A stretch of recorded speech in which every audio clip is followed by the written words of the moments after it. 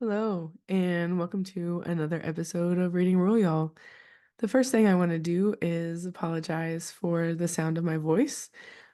It has been a crazy 6 season here, and my kids just keep bringing home things, and I keep getting them. So I apologize, and we're just gonna do our best. I wanted to also say that my schedule has become a little more hectic than usual, and I've not been able to get kid-free recording time. So if you hear a child hollering or if you hear some dogs making some noise, that is because I'm here with them and they're here with me and they like to be around me. So hopefully they don't interrupt as much. And I am going to say more about why my schedule has changed and why that has been so hectic at a later date. I don't really want to talk about it now, but I will talk about it in the future because it's really exciting. Um, but I just feel like I can't talk about it yet. So, stay tuned and keep listening for more information on that in the days to come. After this episode, which is kind of like a bonus episode, so Laurel Aronian will be joining me today, and she is the runner-up of the Literacy in Place Royalty and Writing contest for her poem So Long Schoolhouse, which you'll hear us talk about in a minute. It's such a great poem and it's in a form that's hard to write. And I was just so impressed with her and impressed with the poem. And so were the judges, which is why she won runner-up. Unfortunately, the winner of the contest didn't really feel comfortable coming on the podcast, and I totally respect that.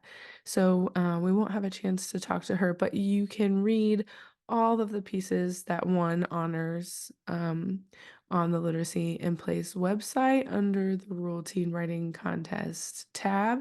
You can also learn more about um, the next round of the contest, learn about the new theme, which is Calling Us Home, and learn more about how to submit if you want to submit. I am hoping that more and more people learn about the contest and want to submit their work.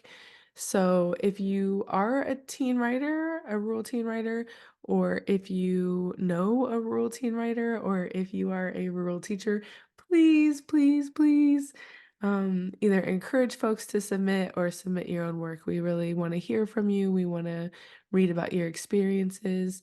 Rural stories matter, and we need more people telling them. So please, please, please submit your work. So after this episode with Laurel Aronian, we will move on to another two-part series on Kevin C. Dunn's Vicious is My Middle Name, which is an amazing book and a Whippoorwill winner. And the first episode will be a book talk between me and one of my buddies, Brian Brady.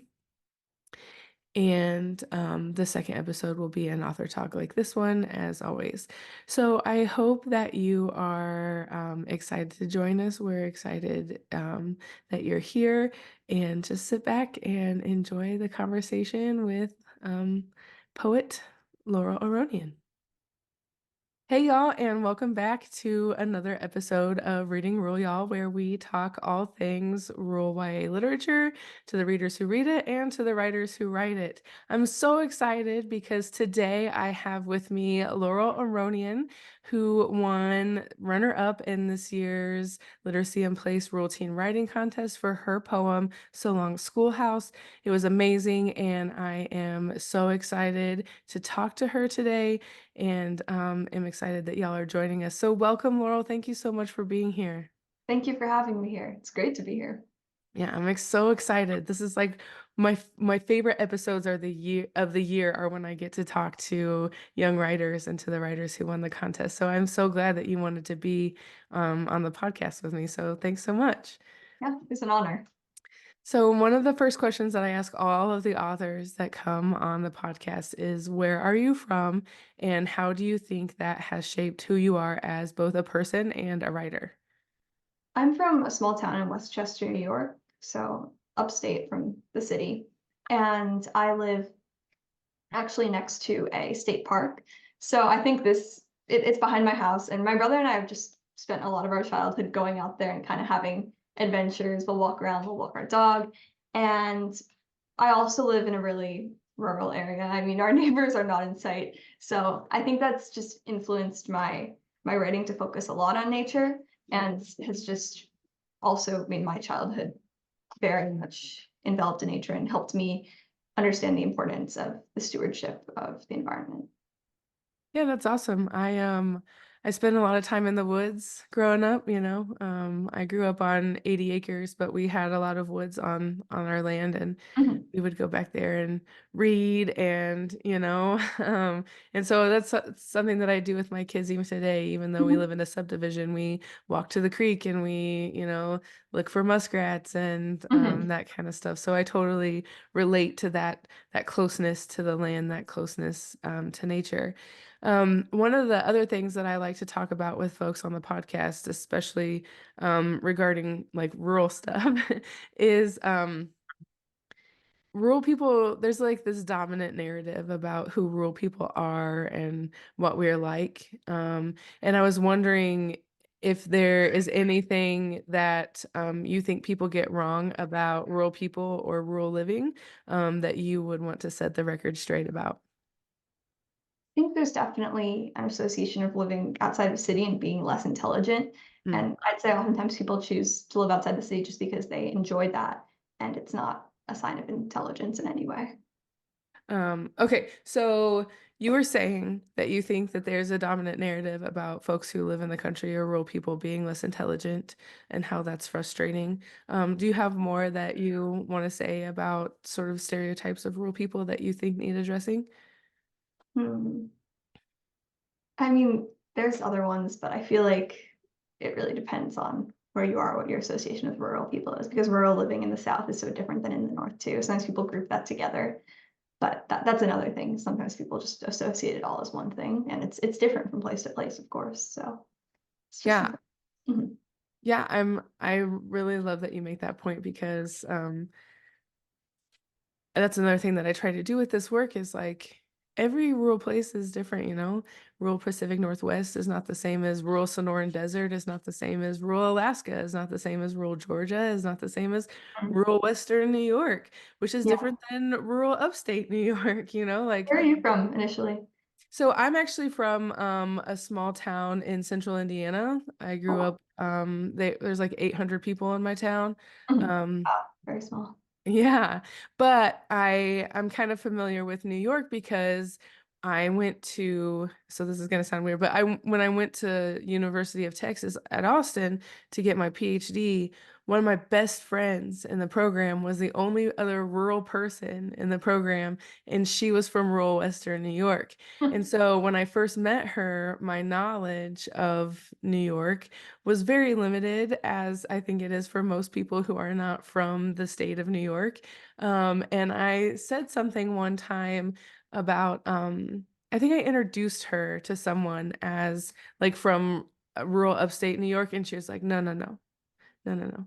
I'm not from rural upstate New York. I'm from rural Western New York, and there's a big difference. And I was like, okay, I'm so sorry. I'm glad you're teaching me about this because, like, I don't know, you know.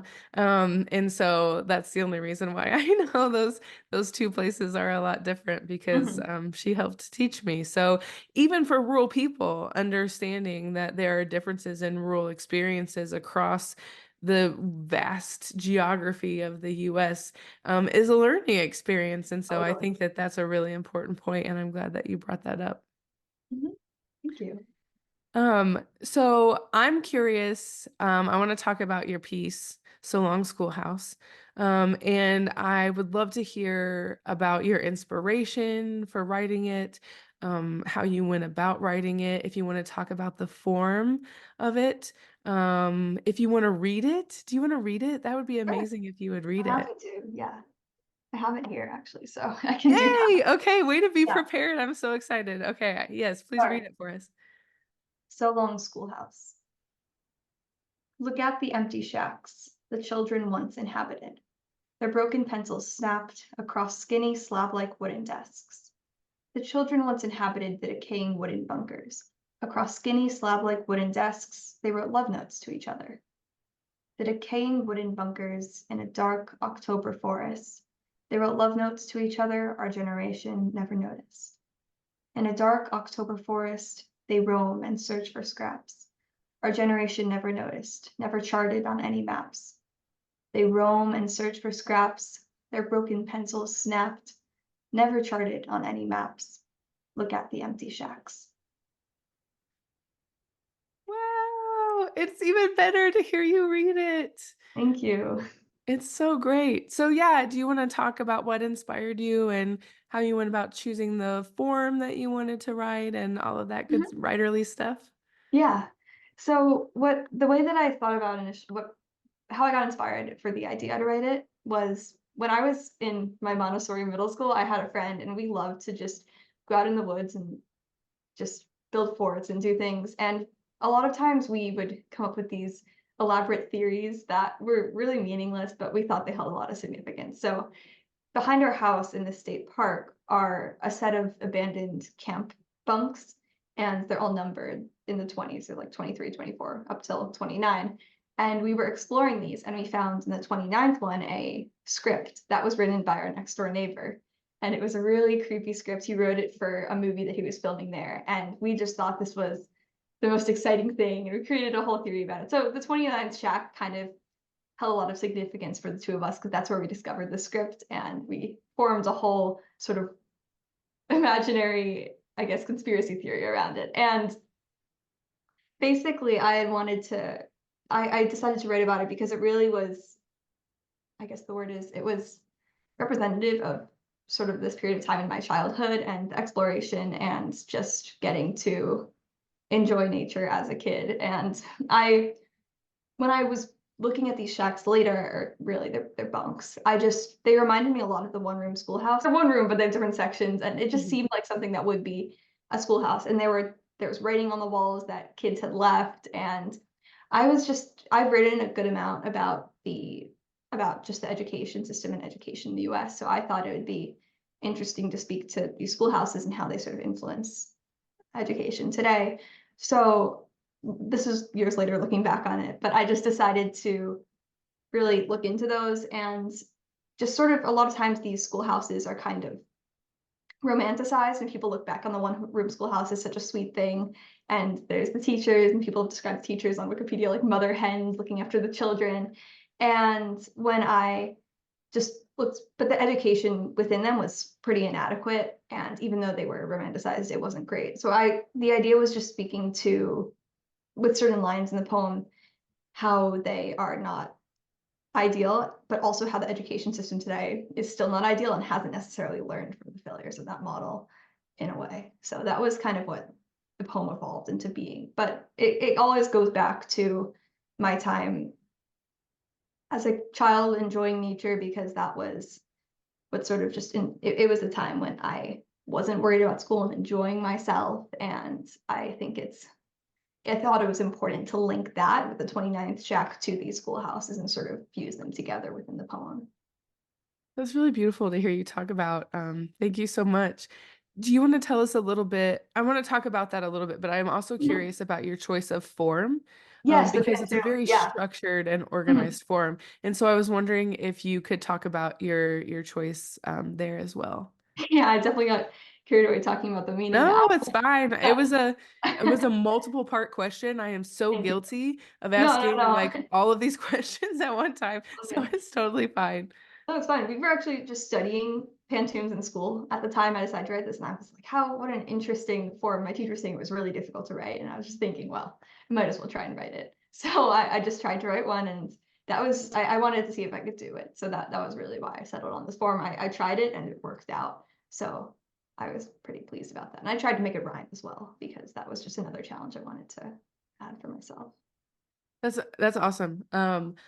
I was so impressed. I was so impressed by your poem because it is such a difficult form, and I feel like as a reader, it was a perfect form because of the way um, that each subsequent line kind of haunts the lines before, and it gives this like haunting tone to the poem. And then so like the form of the poem reflecting the content of the poem, I just thought was really genius.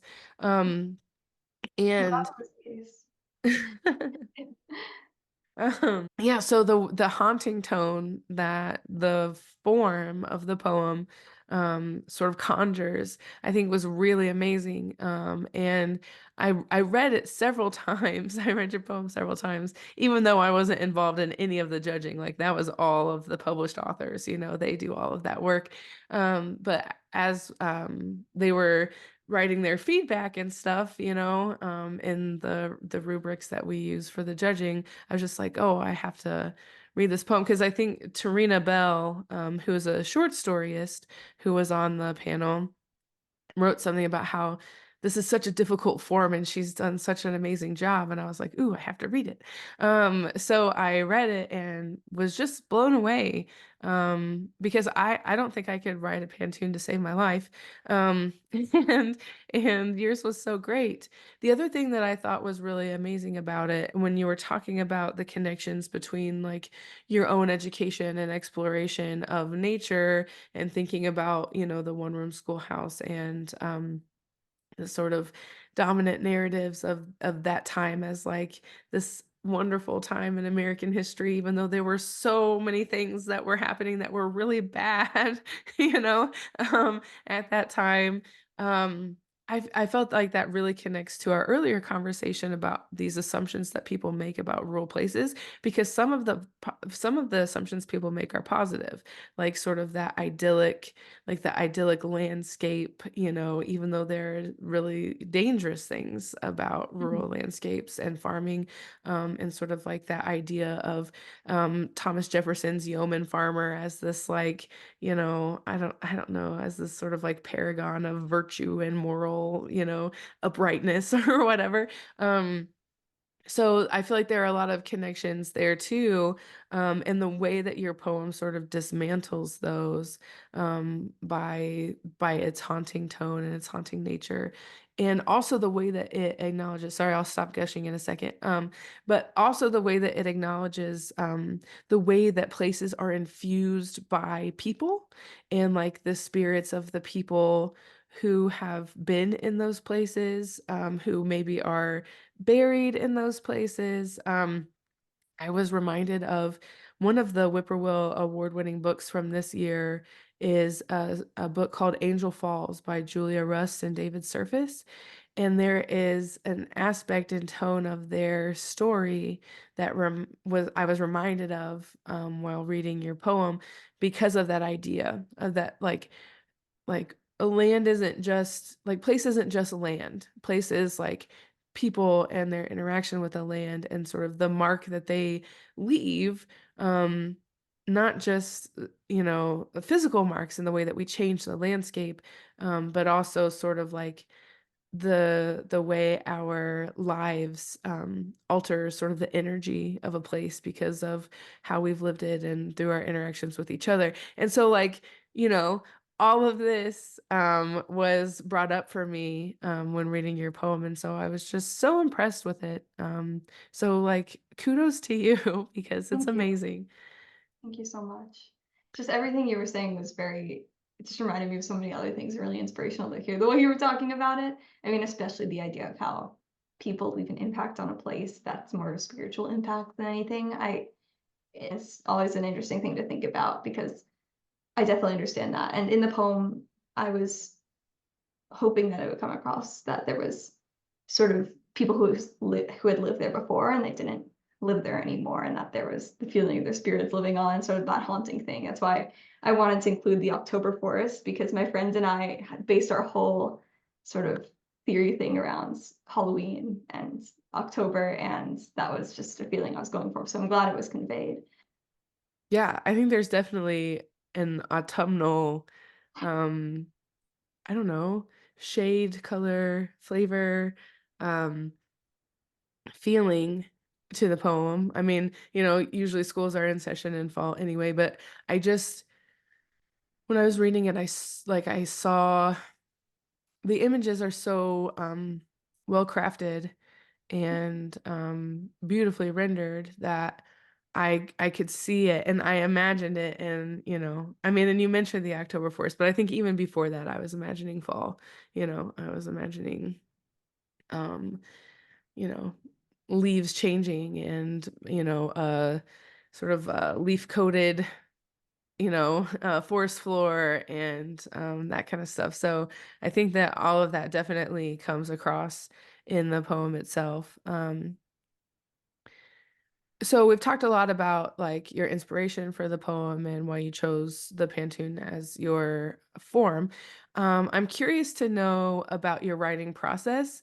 I ask all of the authors that I interview about this because I think it's fascinating to hear about, because everybody has a different way of going about it. And so I'm just curious, like when you are ready to write something, or even as you're preparing, like if you're searching for ideas or whatever, like what does your writing process look like? I'd say it's typically I'll have an idea. I like to begin with sort of an idea that has a lot of imagery in it because I love to sort of try and evoke that imagery in the reader or a certain emotion in the reader or convey a story. So that's something I always seek to do. But oftentimes it's the organization that I spend the most of my time on.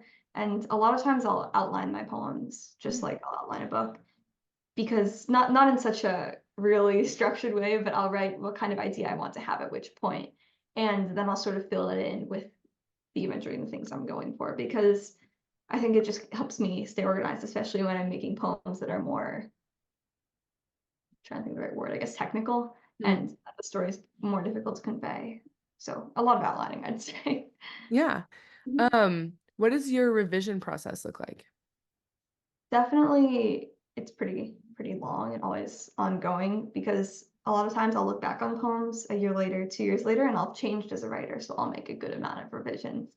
And I think I'm also the kind of person who will sometimes write something out very quickly because I want to get all my ideas down, and then I'll spend most of my time in the initial drafting on the actual revision of that poem, trying to make it rhyme properly and trying to make, or if I want it to rhyme, and trying to include the right sort of imagery and make sure my point is coming across. And then just the revision process for me after that is always sort of a, even though it sounds kind of terrible when I say it like this, but sort of a never ending thing because I'm always changing as a writer and there's always things I can fix. Yeah, I'm teaching a creative writing class right now, and we just started yesterday, and we're talking about collecting and keeping a notebook and collecting ideas. But in regular language arts, we're also like finishing up some writing. And we've just gone through the revision process. And one of the things that I said to them is, like writing is never finished. Like even published books come out with second editions, third editions where people have made changes because like life marches on and people change and information changes and the world changes. And so we end up revising because something can always be better. Mhm. Um, and I think that there's something really beautiful about that. I know that for a lot of people it can feel onerous, like there's like, ugh, I'm so tired of working on this piece. I just want it to be quote unquote done or whatever. But I think that the power that we have to continue to like make our vision come to life, continue to get it the way we want it now, is really, really powerful. So I think that's a great point. Um, there was something else that you said that I really wanted to highlight and expand on, and I've forgotten it. Um, oh, you were talking about rapid drafting. So I am a firm proponent of rapid drafting. I think as my like as in my early life as a writer, I spent so much time like self-editing and self-revising as I was getting things on paper. And in my later writing life, when I got to participate in like the National Writing Project, Summer Institute, and things like that, I realized that like rapid drafting is where it's at because all of your ideas get on paper in a way that they're unencumbered, like if I focus more on the technical aspects of the piece that I'm working on instead of focusing on the idea, there's a chance that I'm going to lose some of my idea. And because thoughts are fleeting, obviously, as I just demonstrated. And so like the more time we spend like on the minutia instead of spending on like the big thing, which is the idea, the more time we waste. And so I think that rapid drafting is amazing, and I'm really glad that you are already there, because I think I would have been much more successful in a lot of the writing that I did as a young writer if I would have known that that was a thing that I could do. So good on you, man. Thank Good you. on you. I think a lot of the time though, there's also the aspect of when I am writing out really quickly, it's always hard not to second guess myself, even when I am revising, because sometimes I'll think something logically doesn't make sense. I don't know if that happens with you, but I think that that's something that's always tricky too. It's more after I have it all down and then revising and I'm like, oh, I could always this may not work. I feel like that happens oftentimes in a process, but do you typically when that happens to you, I'm just curious, keep going with it or pause and try and think on that? Yeah, it probably just depends on what the piece is and um how, I don't know, like how much time I have to work on it. Mhm. Like, Totally, that makes if I sense. have a deadline or whatever. If So I guess I, it's the final draft, but I mean, there's a stage when something's done, but there's also a different kind of done depending on what sort of done you're going for. right, right. And sometimes, usually if I have that thought, I'll think, like I'll like highlight it or like bookmark it for myself and like Mhm. make a note like you were questioning this here. And then that's enough to say like, okay, this is out of my brain and now I'll continue. Yeah, yeah. Um, and the other thing I often think is like, you're going to ask one of your friends to read this. So maybe you're missing the forest for the trees here. Yeah. And, like spending a lot of time thinking about it won't be necessarily, um, I don't know, valuable or worthwhile because somebody else would better be able to tell you, because the story lives in your brain. And so for example, I just finished up a memoir in verse of my time pollinating corn in the cornfields as a teenager. And I make a lot of author friends through this podcast, which is amazing. And they're all such wonderful people, that I sent it to a few of them and I was like, hey, will you read this? And my big question was always like, is there anything that you feel like you need to know that you don't know? Because like Mhm. this was my experience, it's my story and I'm writing it with a reader who didn't have my experiences in mind, but I still might be leaving things out or saying things that don't make sense and not explaining them enough because it was my experience and it's my story. And so they've been really helpful. That's when beta readers are so helpful. Do you often share your pieces with friends or folks, you ask them, to read them and give you feedback? Sometimes I'll show it to I don't do it too often with pieces that I'm submitting to things, but in my own writing, because I oftentimes will just show it to I do actually do it with songwriting a good amount because I write a good amount of music and I'll always show my pieces to sometimes my parents and I'll be like, does this make sense melodically and Mm. lyrically? Do you understand what the story is? And I think that applies with poetry as well, with the lyric part and Yeah. even melodic in a way, just the way the poem sounds when it's read aloud. Sure, there's definitely a cadence Mhm, that I mhm, think you have in mind. What do you when you're songwriting, this is just pure curiosity because mhm.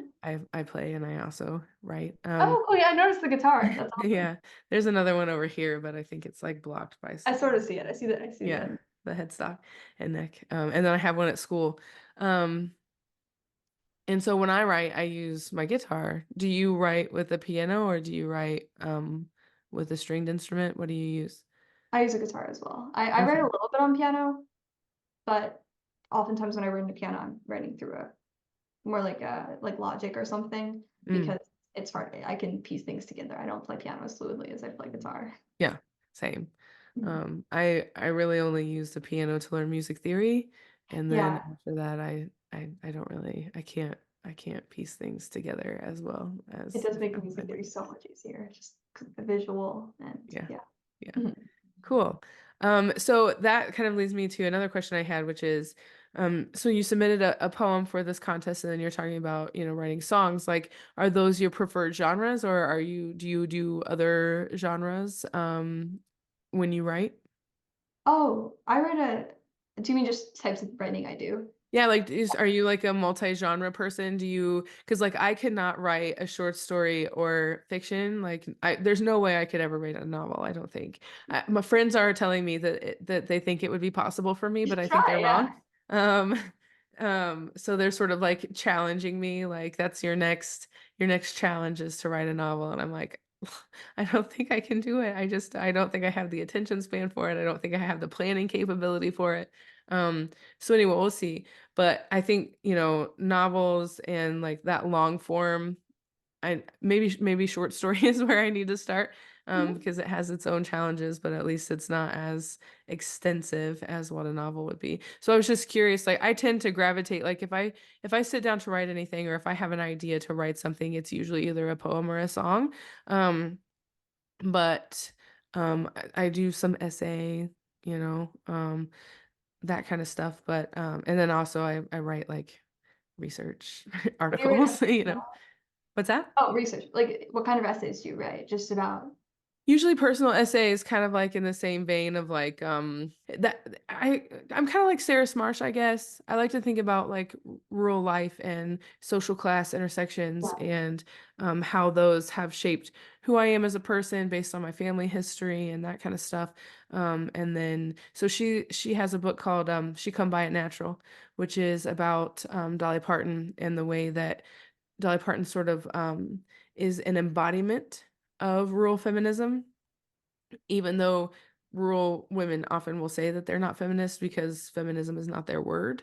Mhm. It's like a ivory tower academic word. It's not their word, and so they would say that they're not that, even though they kind of are, because Mhm. farm work is work, and like, um, so anyway, all of that to say, I was inspired by that collection, and I started revisiting some of like my favorite '90s country songs.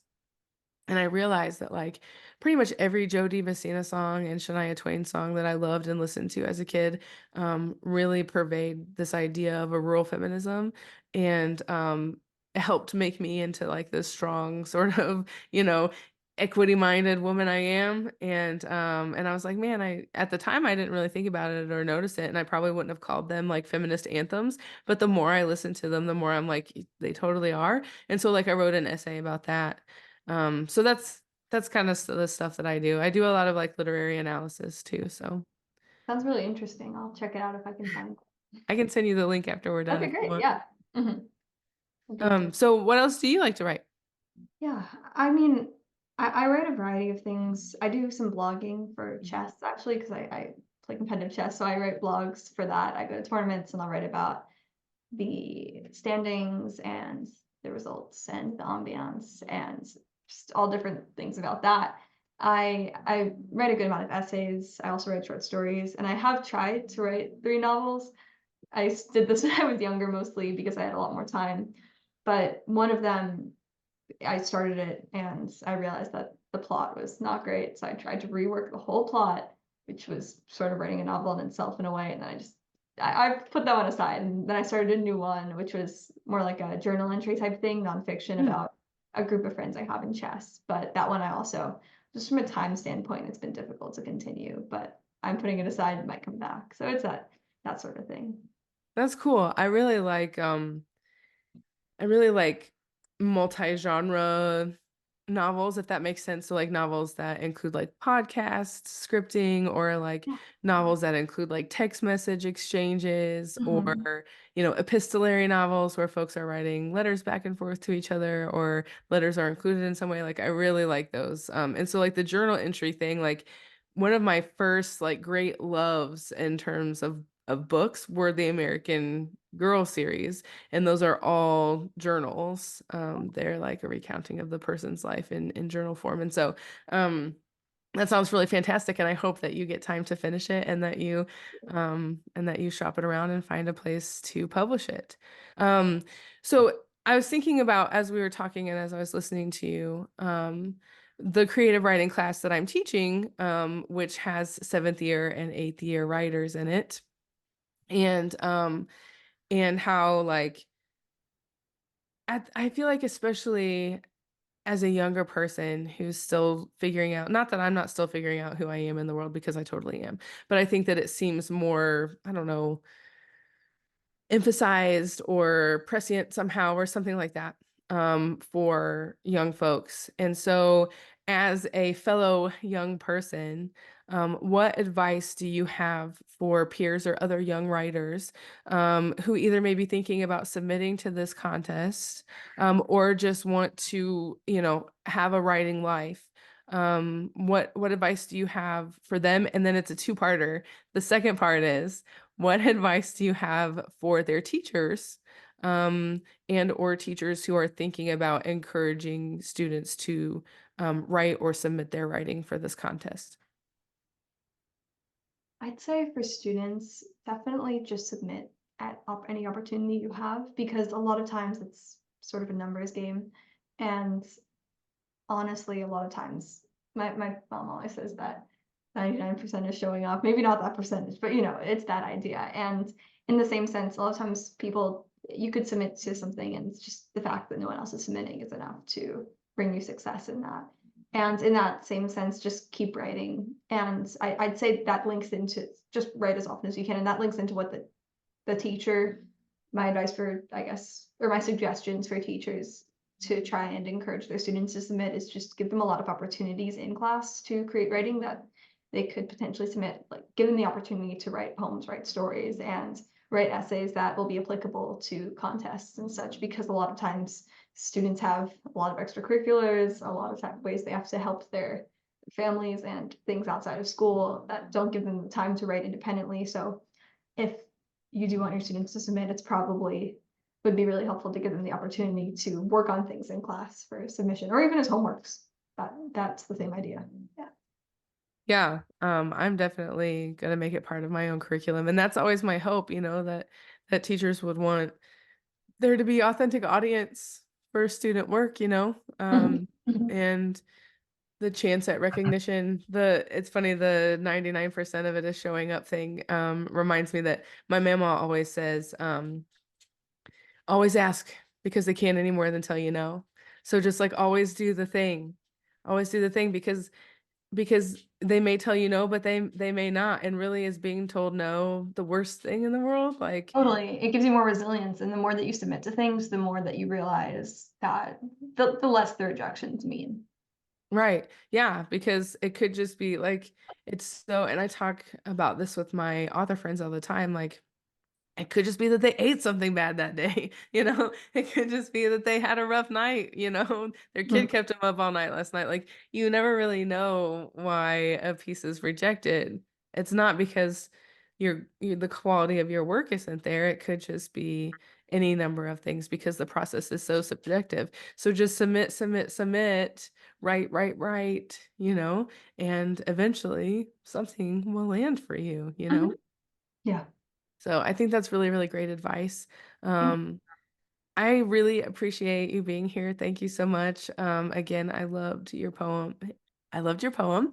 And I am so excited and happy that it was recognized by the authors who were judges of the contest.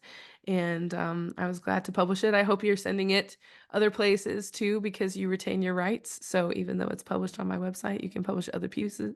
You can publish it other places.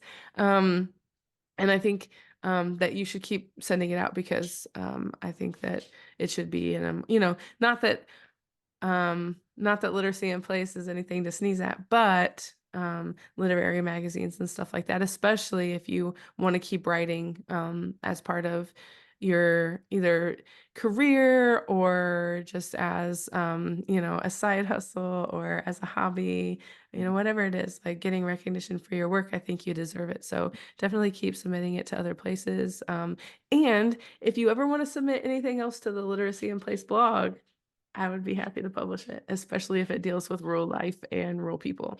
So, thank you so much. And thank you for having me today. It was really nice speaking with you. And again, an honor to be on here. well, I am glad that we were able to connect for sure.